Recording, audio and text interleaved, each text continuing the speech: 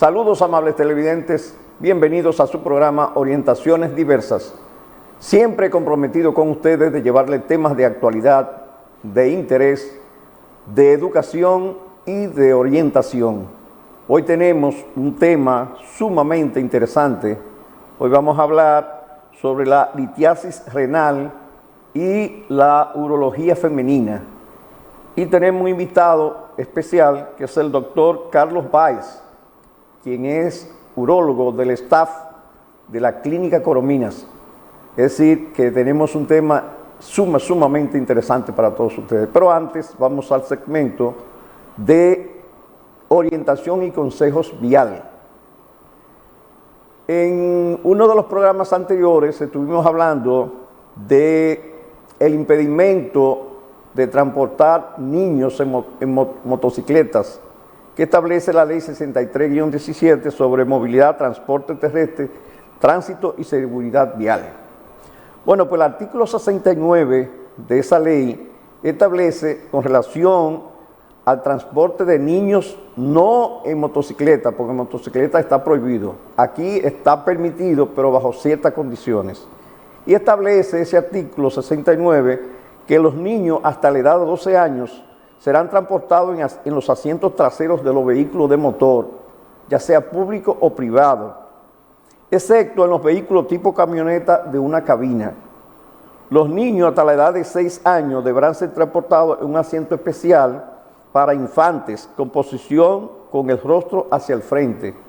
Y los niños mayores de 6 años hasta los 12 años deberán utilizar un elevador que les permita utilizar de manera segura el cinturón de seguridad trasero. Decíamos que con relación al transporte de niños en motocicleta no se establecía ninguna sanción, es decir, el texto no establece sanción, pero en esta oportunidad el texto sí establece una sanción y dice que la violación de esta disposición será sancionada con una multa equivalente de 1 a 3 salarios mínimos del sector público centralizado. Una vez el vehículo sea detenido con un menor que no cumpla con las condiciones del artículo 69, el vehículo no podrá iniciar la marcha hasta que los menores de edad estén ubicados en los lugares que establece la ley y con las condiciones establecidas. Es decir, que en este país lamentablemente hay muchas disposiciones legales, pero no se cumplen. A veces vemos, no está permitido en motocicleta y a veces vemos 3 niños en un motor, hasta niños de 2 años. Es más, hay niños hasta recién nacidos que va la madre con el niño en un motor y con el niño, un niño recién nacido, y no pasa nada. Entonces, el consejo que le vamos a dar a los conductores, tanto de vehículos públicos como de vehículos privados, que por favor cumplan con esta disposición del artículo 69 de la Ley 63-17 sobre movilidad, transporte terrestre, tránsito y seguridad vial, para evitar accidentes donde se vean involucrados menores de edad y que puedan dar lugar a pérdidas de vidas humanas innecesarias, heridas y traumas psicológicos. Ahora vamos a los comentarios. El primer comentario que vamos a hacer es que mediante el decreto número 48-25 del Poder Ejecutivo, el presidente de la República destituyó al ministro de Educación, doctor Ángel Hernández, y en su lugar designó al abogado licenciado Luis Miguel de Camps como nuevo ministro de Educación. El doctor Hernández pasará a desempeñar la función de asesor educativo del Poder Ejecutivo. Señores, solamente en la República Dominicana suceden casos como este, situaciones como esta. El doctor Ángel Hernández, que es una persona que tiene PhD, es decir, un doctorado en educación, es sustituido por un abogado que ni siquiera tiene ejercicio profesional. Es decir, una persona que es sencillamente abogado, pero que no tiene conocimiento sobre educación, o sea, no tiene especialidad en educación. Estamos viendo que el presidente Luis Abinader está actuando como actuaba el doctor Joaquín Balaguer, que administraba un médico como administrador de la Corporación Dominicana de Electricidad. Algo absurdo totalmente, porque como dice el refrán, zapatero a sus zapatos. Es decir, que para educación, que creo que en la República Dominicana tiene que haber personas preparadas para desempeñar esa función, con conocimiento sobre eso de educación. No una persona que porque sea abogado y sea funcionario, no, es que tiene que ser una persona, es como por ejemplo un contador público autorizado, que usted lo pone en la Cámara de Cuentas y él sabe lo que es una auditoría, lo que es un estado financiero, lo que es un análisis de un estado financiero, pero si usted pone a un médico, usted no le puede hablar de estado financiero a un médico, no le puede hablar de auditorías, porque el médico lo que sabe es medicina, lo que sabe, es decir, que cada quien tiene que estar preparado para una función. El segundo comentario es, hasta un poco lamentable este comentario. El expresidente de la Suprema Corte de Justicia, doctor Jorge A. Subero Isa, que para mí, si no ha sido el mejor presidente de la Suprema Corte de Justicia de toda esa historia, es uno de los mejores, ha sido uno de los mejores. Y el doctor Subero Isa calificó a la actual justicia dominicana como mala, cara y lenta. Y yo digo que desde el momento en que el entonces presidente de la República, doctor Leonel Fernández, en su condición de presidente del Consejo Nacional de la Magistratura, sustituyó como presidente de la Suprema Corte de Justicia al doctor Jorge Subero Isa por el señor Mariano Germán, la justicia en la República Dominicana ha caído o cayó en esta categoría de mala, cara y lenta, principalmente en materia inmobiliaria. Señores, una audiencia para un proceso de litigio sobre hechos registrados es fijada hasta para 6, 7 y 8 meses. Algo absurdo. Lo digo porque desempeñé la función en una corte de apelación de plenitud de jurisdicción. Sin embargo, la orden de la presidencia de esa corte era que las audiencias no podían fijarse más allá de 30 días, en todas las materias. Digo, en materia penal ya no, porque en materia penal hay un orden especial y las audiencias tienen que fijarse en función de lo que establece el Código Procesal Penal. Pero en las demás materias no se podían fijar más allá de 30 días. Actualmente eso es terrible, ejercer en materia inmobiliaria, donde una audiencia, la ley 108-05 establece que son 2 audiencias. Una audiencia de sometimiento y discusión de las pruebas y una audiencia de conclusiones al fondo. Ahora no se sabe cuántas audiencias son y entre una audiencia y otra pasan 6, 7 y 8 meses. Es decir, que un caso en primer grado dura 4 o 5 años. Y por eso es que el doctor Subero Isa dice que la justicia actualmente es mala, cara y lenta. Y yo creo que se quedó corto. Hacemos una pausa y de inmediato regresamos con el tema de la semana.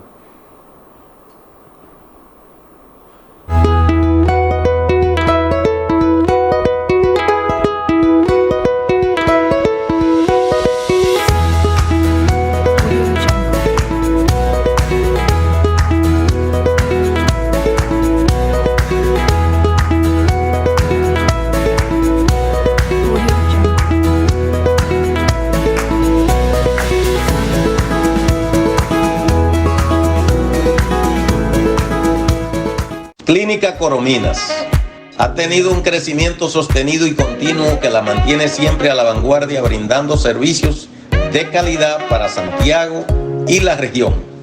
La torre pediátrica cuenta con 4 niveles, 34 habitaciones y un cuerpo médico de 39 especialistas con diferentes subespecialidades.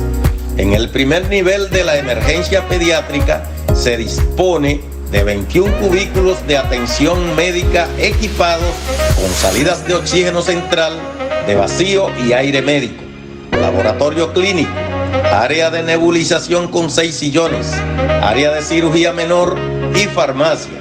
Además, para la seguridad del edificio, fueron utilizados por primera vez en el país amortiguadores antisísmicos.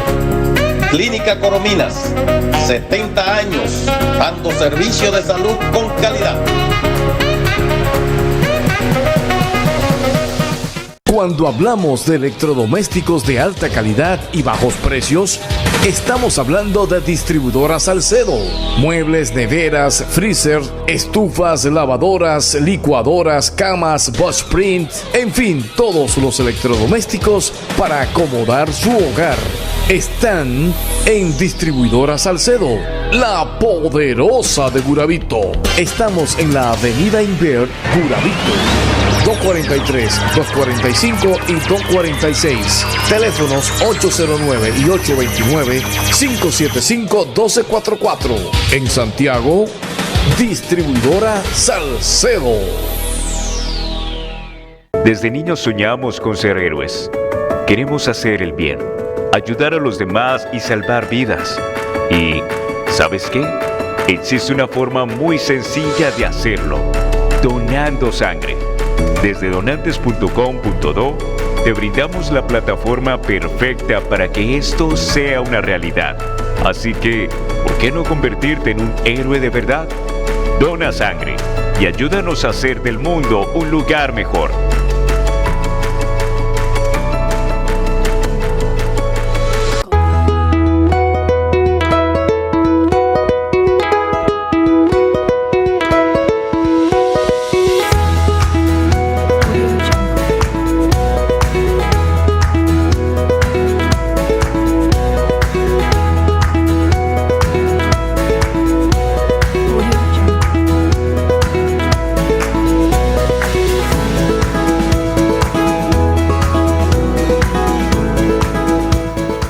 Estamos de nuevo con ustedes en su programa Orientaciones Diversas.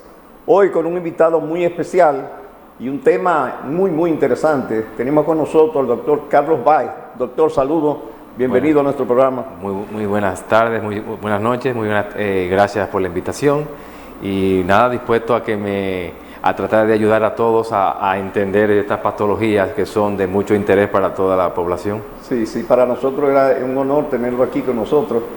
Doctor, es bueno explicarle a los televidentes, digo, y a nosotros también, por lo menos a mí, que soy una persona desconocedor de asuntos médicos, ¿en qué consiste la litiasis renal y cuáles son las causas que provocan esa enfermedad? Bueno, sí, la orina es como si fuese agua con arena, entonces ponemos mucha agua, muy poca arena, obviamente esos solutos de la arena, que es la arena, lo que va a pasar es que va a ser transparente, a veces tenemos la orina transparente, pero cuando hay muchos solutos, hay mucha arena en esa agua, vamos a comenzar a ver, si eso es orina, lo que vamos a ver la orina más amarilla, y eso lo vemos como pacientes, si tomamos muy poca agua, menos agua, más arena, vamos a ver la orina más amarilla. Ahora, si hay algún tipo de problema de excesos o de algún tipo de deficiencia en la orina, van a comenzar esos solutos, que vamos a decir lo que son la arena, para que se entienda, pueden comenzar a agruparse. Y al agruparse y formarse un núcleo, se va a comenzar a formar lo que famosamente llamamos cálculo o piedra en los riñones. Habitualmente esos cálculos se van a generar en el riñón, de ahí luego van a bajar. Hay un grupo muy mínimo de pacientes, muy pequeñitos, que son pacientes que sus cálculos no se forman en los riñones, sino se forman en la vejiga. Pero estamos hablando de menos de un 1% de los pacientes. ¿Y qué pasa? Lo mismo que pasa en un río, cuando esa agua baja y se decanta en la vejiga, que no puede salir porque son pacientes que están tapados, se forma ese residuo y ese residuo se forma en la vejiga y forma un cálculo. Entonces son diferentes, al final de cuentas son cálculos, pero las razones por las cuales se forman uno, que son por excesos en el riñón de productos que pueden formar piedra o deficiencia, y en otros pacientes los pequeñitos son aquellos que su orina se remansa en su vejiga y no puede salir y se forman cálculos. Esas piedras, porque son piedras literalmente, son las que nosotros luego el paciente tiene que salir por una tubería que puede causar dolor, que son los uréteres. Doctor, y la falta de ingesta de agua o una alimentación inadecuada podría provocar estas enfermedades. Sí, bueno, la mejor recomendación porque hay muchos tipos de cálculo, o sea, el cálculo, aunque suene como muy genérico, no todo el mundo debe de seguir la misma recomendación. Sin embargo, hay una recomendación que es idéntica para todos, excepto para lo de la vejiga, que eso estamos hablando de cosas diferentes. Lo de los riñones, que es la mayoría de los pacientes, la primera recomendación es ingesta hídrica. Claro, vamos a utilizar el mismo ejemplo del agua y la arena. Mientras mayor diluyamos esa orina, menos esos solutos de arena se van a poder juntar y van a poder disminuir el riesgo de que se formen cálculos. Entonces, la primera recomendación a todos los pacientes que forman cálculos es ingesta hídrica, aumentar la ingesta hídrica. Con eso le quiero decir agua, jugo, lo que sea, pero líquido en general, porque eso es lo que vamos a hacer, diluir. Ya luego, las otras recomendaciones son muy específicas al tipo de cálculo que forma ese paciente. No todos los cálculos son iguales, y no solamente los cálculos, porque yo puedo saber, porque el cálculo es la consecuencia de un problema, pero la causa puede ser por diferentes razones dentro de esa consecuencia. Entonces, si yo tengo un cálculo que es de oxalato cálcico, claro, pero puede ser por problemas de oxalato, como puede ser por problemas de calcio. La gente cree que todo tiene que ser por calcio. No, puede ser por oxalato. Puede ser que la gente se jarte de maní toda la tarde, lo que le fascina comer maní. El maní tiene mucho oxalato. Exceso de oxalato forma piedra de oxalato cálcico, aunque suene a calcio, pero es por oxalato. Entonces, ese paciente, o si el paciente tiene problemas de calcio, porque toma mucho calcio, que no es lo más habitual, paciente tiene un problema del riñón que bota mucho calcio, o tiene un problema de paratiroides, ese paciente hay que darle unas recomendaciones dietéticas o por medicamento para evitar ese tipo de cálculo. O sea que el proceso del cálculo en cuanto a recomendaciones es muy personalizado.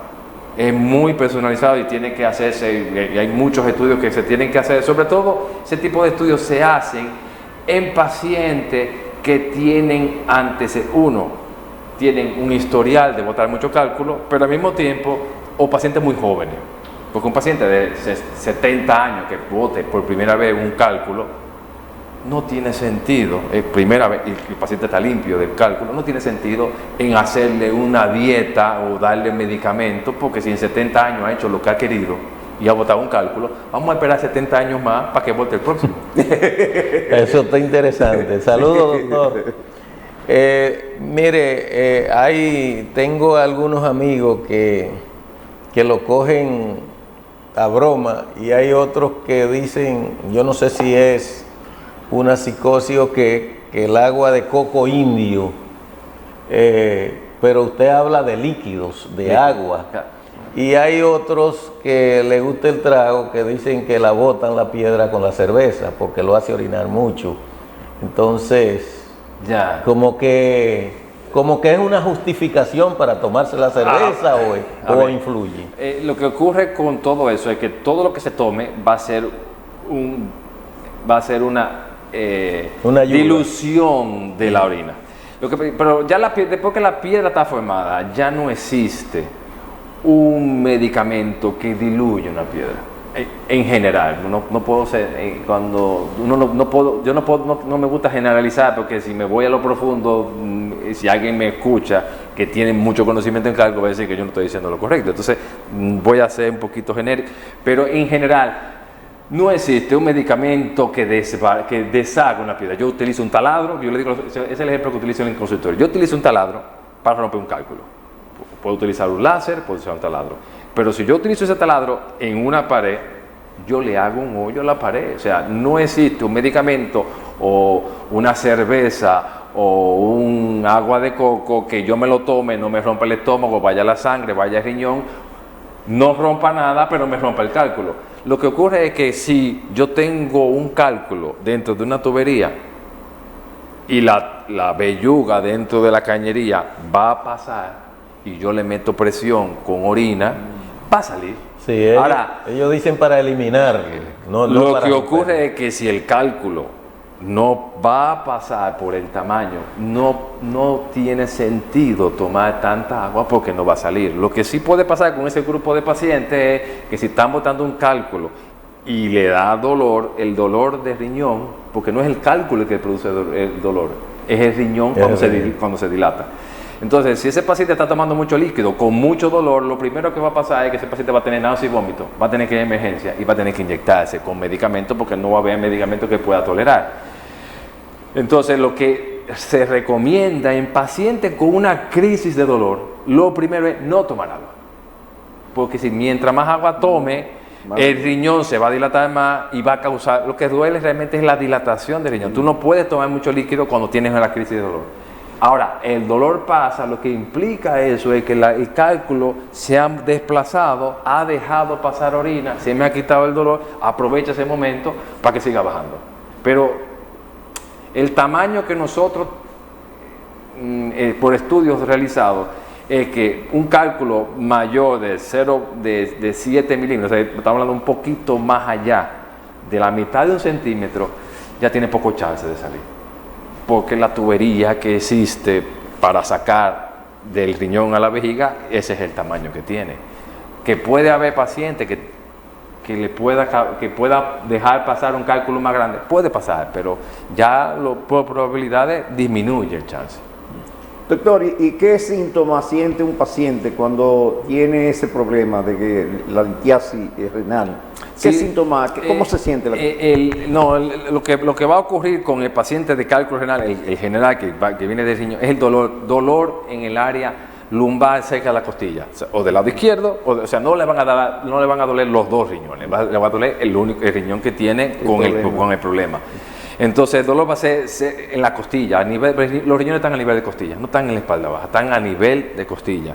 Y habitualmente el dolor de riñón, que va a ser un dolor muy fuerte, porque no va a ser un dolorcito, que va a ser cuando me levanto. El paciente que tiene dolor de riñón, uno lo va a ver caminando, porque no va a encontrar sitio donde colocarse. A diferencia del dolor de espalda, del dolor de columna, que uno se queda como medio de ladito, como no me voy a mover mucho, porque si me muevo me duele. Como cuando me levanto, porque no es posicional, es un dolor persistente, entonces el paciente va a estar moviéndose, sentado, parado, va a hacer muchas cosas para poder quitarse el dolor.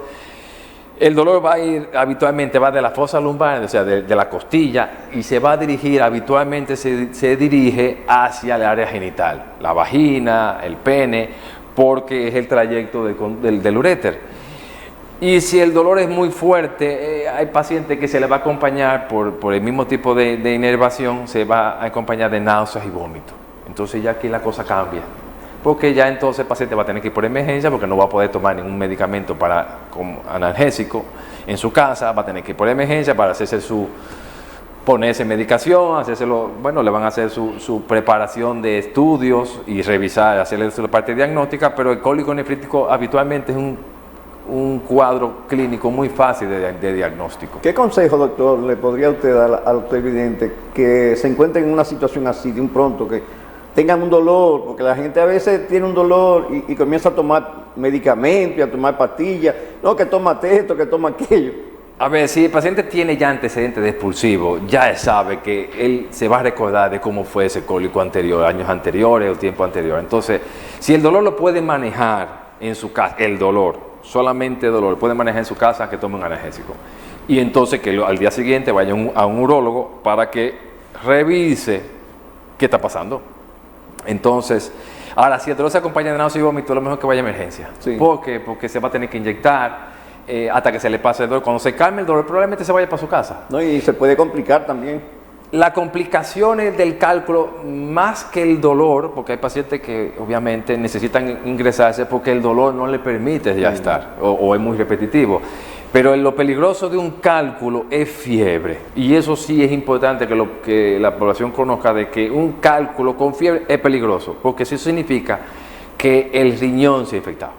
Entonces un riñón infectado que no puede sacar la orina, lo que va a pasar es que los antibióticos que se le van a dar a ese paciente no van a funcionar bien.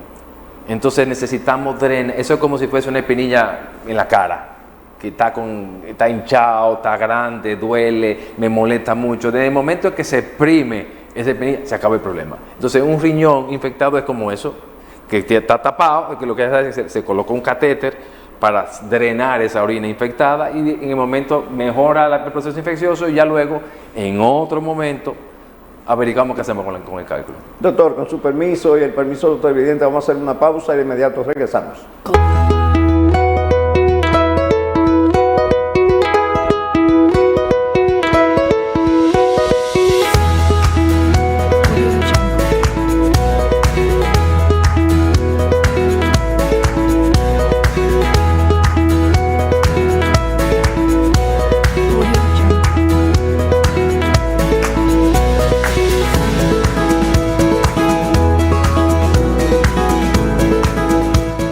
Clínica Corominas ha tenido un crecimiento sostenido y continuo que la mantiene siempre a la vanguardia, brindando servicios de calidad para Santiago y la región. La torre pediátrica cuenta con 4 niveles, 34 habitaciones y un cuerpo médico de 39 especialistas con diferentes subespecialidades.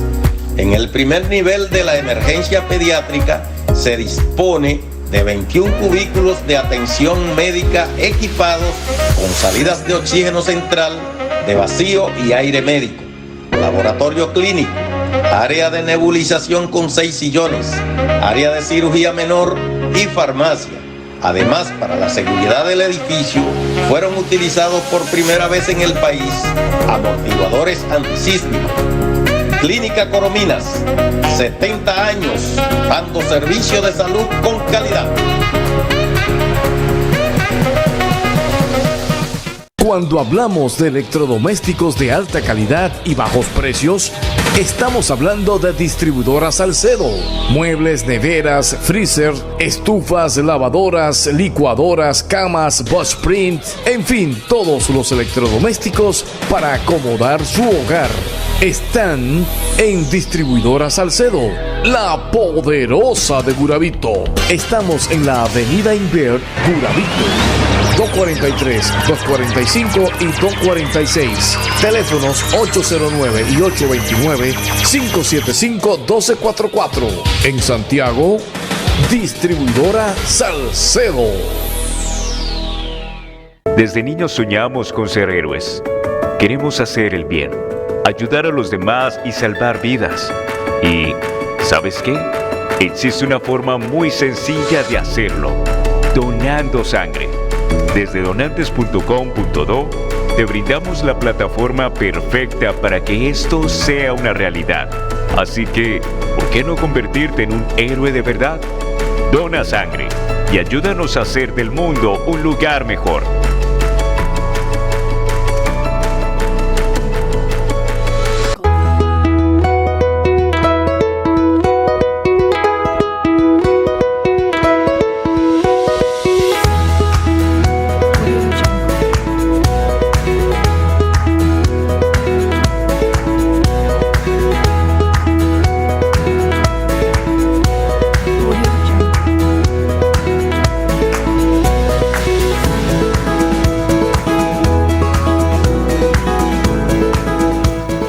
Estamos de nuevo con ustedes en su programa Orientaciones Diversas, con este tema tan interesante y con un invitado tan especial sobre la litiasis urinaria. Alberto, tú tienes una inquietud para el doctor. Sí, primero lo que hablaba el doctor del segmento, en el segmento anterior, entiendo que entonces cuando hay fiebre es como una alerta mayor para que el paciente no se ponga a inventar y acuda al médico porque ya hay infección. ¿Podría decirse que hay una forma de prevenir los cálculos, doctor, con una recomendación especial? Sí, lo que hay que hacer cuando a un paciente se les trae un cálculo y tenemos ya antecedentes, está indicado hacer el estudio del cálculo. Habitualmente eso es lo que se hace, que se manda a hacer fuera, que lo que se hace es como un estudio cristalográfico, o sea, es como si fuese una persona como un joyero, más o menos, que estudia un gemólogo, mejor dicho, y estudia los cristales del calcio, de qué son. Entonces ya yo tengo el cálculo, que es la consecuencia. Entonces se manda a hacer un examen de orina de 24 horas, un poquito tedioso, sí. Se guarda todo. Entonces lo que buscamos aquí son excesos y deficiencias que puedan producir ese tipo de cálculo. Exclusivamente ese tipo de cálculo. Entonces, dependiendo de esos excesos, hacen unas recomendaciones para ese tipo de sexo. Entonces, investigamos problemas hormonales, problemas que tienen que ver con, y también del riñón, que puedan producir ese tipo de exceso. Por ejemplo, un paciente que tiene calcio muy alto, puede ser, estudiando, lo identificamos cómo se identifica, con un examen de 24 horas. Tenemos que calcular todo el calcio de todo el día, si está excretando más de la cuenta. Entonces, si lo excreta, puede ser porque él absorba más calcio de la cuenta al comer. Pero también podría pasar que ese paciente, si fuese calcio, ¿no?, que ese paciente, su riñón no tuviese un límite de excreción de calcio, el riñón esté todo el día botando mucho calcio. Entonces, ese paciente había que tratarlo no por la ingesta, sino decirle, come mucho calcio y tenemos que frenar el riñón. Y hay otro tipo de paciente que tiene un problema hormonal, que es la paratiroide, que esa hormona le dice al riñón que bote más calcio de la cuenta. Entonces por ejemplo, yo puse eso como ejemplo para que vean que cada paciente, de acuerdo a los excesos que tiene, nosotros tenemos que irnos a hacerle un estudio personalizado para poder decirle, estas son tus recomendaciones. O sea, no es solamente, no, tómate esta pastilla porque para todo va a ser, no es así. O sea, que hay que individualizar el tratamiento de cada paciente. Totalmente. A veces inclusive, en algunos casos, el nutriólogo, ¿no? A veces también tú lo envías a un nutriólogo en el caso de que, por ejemplo, pacientes que vemos que tienen por ejemplo, el oxalato, que está relacionado con piedras de calcio, hay pacientes que botan mucho oxalato. Entonces hay que ver qué tipo de alimentación está teniendo. Entonces eso nos ayuda el nutriólogo, y entonces él le cambia la nutrición porque está tomando mucho oxalato, y el oxalato, el cuerpo no produce oxalatos, se ingiere. Entonces hay que buscarle, o lo está absorbiendo de más por problemas gastrointestinales, o lo está ingiriendo. Eso tiene que ver con frutos secos, con ensalada, con tés, chocolates, cosas así, tienen mucho oxalato. Entonces habría que rehacer una dieta a ese paciente para poder evitar ese tipo de cargos. O sea que esto es muy personalizado y es un poquito tedioso porque toma tiempo. Y a propósito de esa explicación que usted daba, yo tenía una inquietud precisamente sobre eso, y es que independientemente del tratamiento individual para cada persona, si se puede identificar algún alimento específico que pueda producir eso o no. No, eso es por exceso. Es que como decía, creo que era Sócrates, que el veneno, el secreto está en la dosis. O sea, si usted puede, todo el mundo puede comer maní, pero depende de qué cantidad de maní. La cantidad. Puede decir algo, o sea, el problema no está en lo que coma, en el nombre o lo que vayamos a comer, sino en qué cantidad. El paciente obeso, el problema no es la papa frita, es cuántas papas fritas se está comiendo. Sí. Entonces eso tenemos que decirlo. Eso sí podría ser que, por ejemplo... entonces, en ese caso, doctor, se puede aplicar la teoría de que lo que engorda no es lo que se coma, sino la cantidad de lo que se come. Así es. En este caso sí. En este caso sí, porque para no meterme en camisa de 11 varas, ¿no? Doctor, ¿y cuáles son los métodos diagnósticos para la litiasis renal? Habitualmente, cuando el paciente va con un cólico en emergencia por asunto de urgencias, por el asunto de los seguros, habitualmente lo que se hace es algo muy básico, que está muy bien, porque no es necesario gastar más dinero, que es una sonografía y una radiografía, pero cuando lo ve el especialista que se dedica a litiasis, yo lo que me guío es por una tomografía, porque yo con la tomografía obtengo más datos que me interesan para saber qué voy a hacer con ese cálculo. Como por ejemplo, el tamaño exacto, localización exacta del cálculo, la dureza del cálculo, si me va a encontrar un cálculo duro o no, y con eso uno tiene ya una proyección, le da un chance. Por ejemplo, tengo a veces pacientes que están un cálculo que está intermedio, puede ser que salga, puede ser que no. A veces tú lo que haces, si el paciente no tiene dolor, tú le das un chance, le dices, mira, vamos a hacer una radiografía en 2 semanas, si tú me aguantas el dolor, para ver si sale, porque si salió más barato. Y lo vamos controlando. Porque, doctor, disculpe que le interrumpa, cuando se Cuando un cálculo de eso no sale, entonces cirugía que hay que hacer. Claro, como decimos, o es parto o es cesárea. Ah, ya. Ahora, a día de hoy, 2025, ya no hay necesidad como anteriormente había, que cálculo en el riñón, que lo abrían. La cirugía de litiasis renal cada día es menos invasiva, ambulatoria, o sea que el paciente se puede ir para su casa el mismo día. Cuando allá encontramos cálculo muy grande dentro del riñón, ya la cosa cambia, no para que sea abierta, sigue siendo a través de un pequeño orificio en la espalda, se puede hacer, pero ya implica, como trabajamos dentro del riñón, ya implica una observación. Esa es la que se llama cirugía de láser. Bueno, no, el láser no es más que un instrumento que nosotros utilizamos dentro de la cirugía, en el caso de litiasis, para ayudarnos a romper el cálculo. Yo puedo romper el cálculo con otros métodos. Ahora, el láser es un método para romper el cálculo. Ahora, hacer el orificio por la espalda, yo meterme dentro del riñón por un pequeño orificio de que es más o menos 1 centímetro, o sea, un poquito menos, y yo romper el cálculo por ese orificio y extraer todo el cálculo por ahí, eso es cirugía endoscópica, porque ahí no es láser. se puede utilizar el láser, pero no necesariamente, Porque con el láser siempre hay que hacer hoyo. Claro, es que el láser es como... Es un instrumento. Es el instrumento. Es el instrumento con que yo puedo... Ya. Ahora, yo puedo romper el cálculo con un taladro Ya.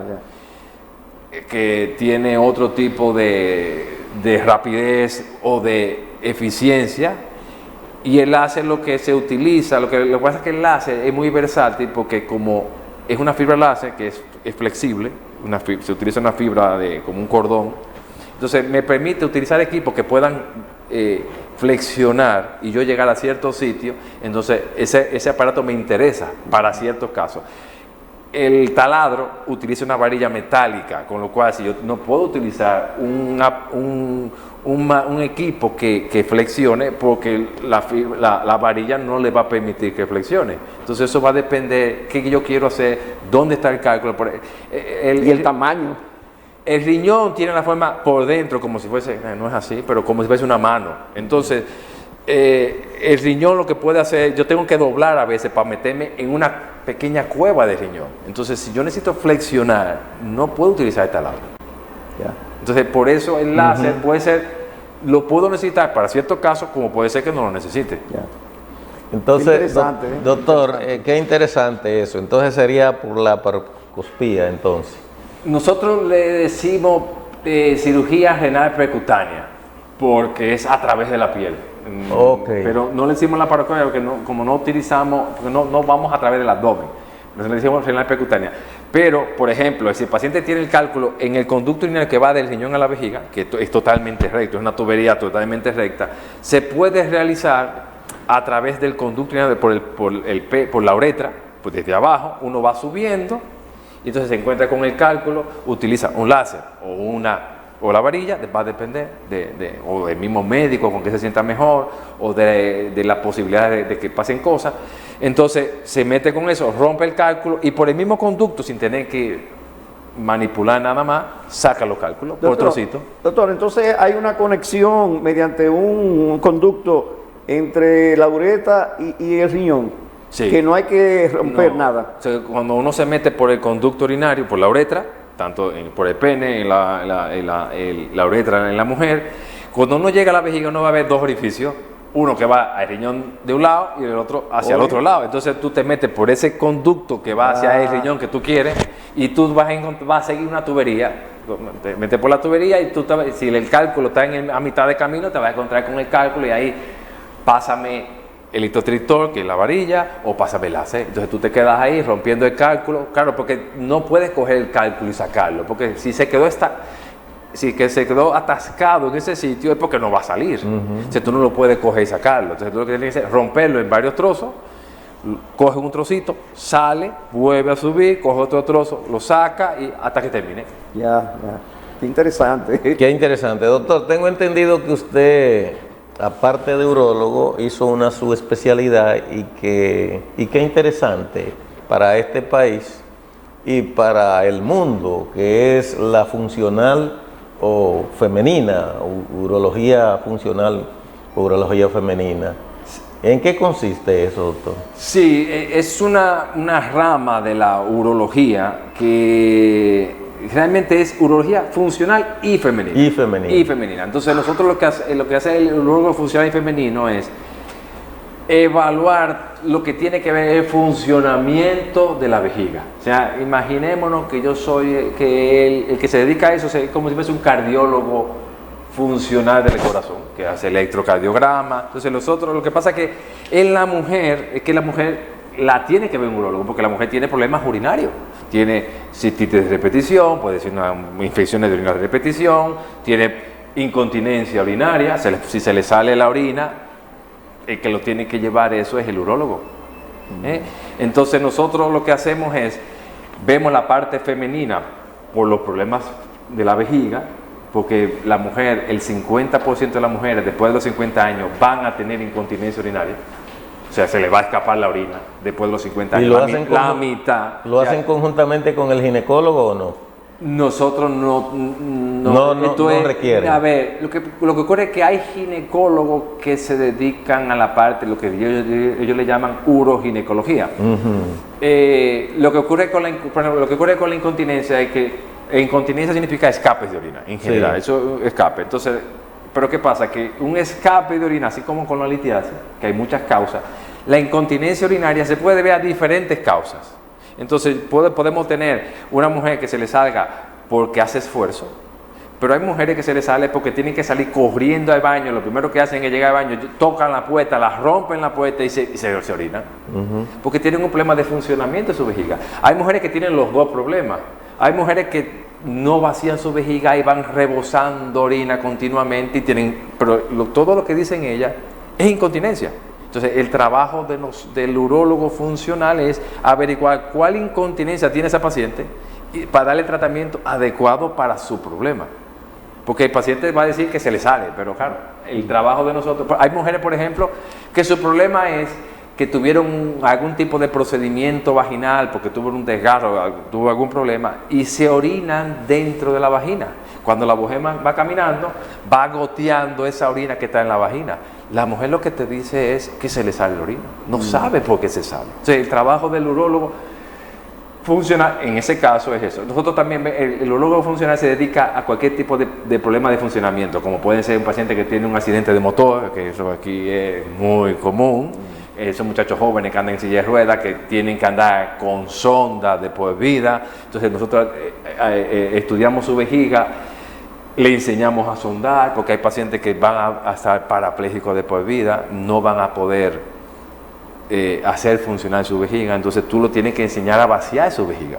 Y una de las formas es enseñarlo a sondar. Y se sondan cada cierto tiempo, pero eso viene con diagnósticos. Y el diagnóstico está dado por nosotros en urología funcional, se hace un estudio como si fuese un electro del corazón, hacemos un electro de la vejiga y sabemos cuándo se llena, qué hace la vejiga, cuando se vacía, si tiene fuerza, si no tiene fuerza, si deja orina retenida, si no deja, si el chorro sale con fuerza. O sea, hacemos un estudio de funcionamiento, además de que evaluamos la parte clínica, o sea, la forma de preguntar de un urólogo funcional un poquito más, vamos un poquito más allá del urólogo que es especialista en otra área. ¿Y cómo está la conciencia, a propósito, doctor, de los ginecólogos en cuanto a referimiento de ese tipo de paciente hacia eso? Vamos a dejar la respuesta del doctor después de la pausa. Regresamos de inmediato.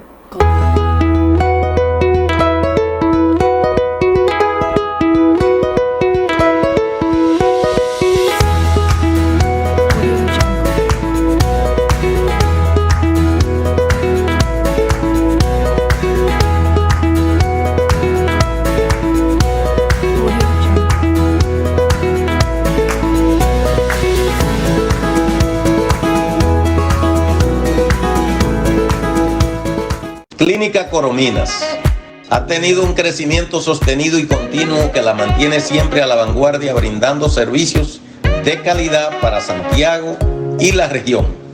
La torre pediátrica cuenta con 4 niveles, 34 habitaciones y un cuerpo médico de 39 especialistas con diferentes subespecialidades. En el primer nivel de la emergencia pediátrica se dispone de 21 cubículos de atención médica equipados con salidas de oxígeno central, de vacío y aire médico, laboratorio clínico, área de nebulización con 6 sillones, área de cirugía menor y farmacia. Además, para la seguridad del edificio, fueron utilizados por primera vez en el país amortiguadores antisísmicos. Clínica Corominas, 70 años, dando servicio de salud con calidad. Cuando hablamos de electrodomésticos de alta calidad y bajos precios, estamos hablando de Distribuidora Salcedo. Muebles, neveras, freezer, estufas, lavadoras, licuadoras, camas, Boschprint, en fin, todos los electrodomésticos para acomodar su hogar están en Distribuidora Salcedo, la poderosa de Guravito. Estamos en la avenida Inver, Guravito. 243, 245 y 246. Teléfonos 809 y 829-575-1244. En Santiago, Distribuidora Salcedo. Desde niños soñamos con ser héroes. Queremos hacer el bien, ayudar a los demás y salvar vidas. Y, ¿sabes qué? Existe una forma muy sencilla de hacerlo: donando sangre. Desde donantes.com.do te brindamos la plataforma perfecta para que esto sea una realidad. Así que, ¿por qué no convertirte en un héroe de verdad? Dona sangre y ayúdanos a hacer del mundo un lugar mejor.